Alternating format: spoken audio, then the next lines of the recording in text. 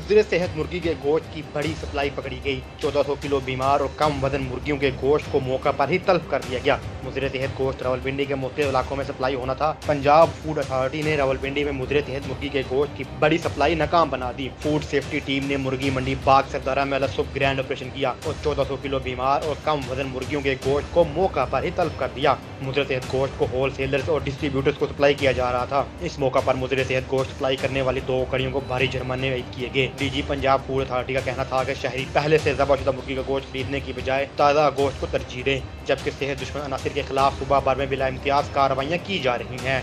आमिर अब्बासी, जनाब न्यूज़, रावलपिंडी।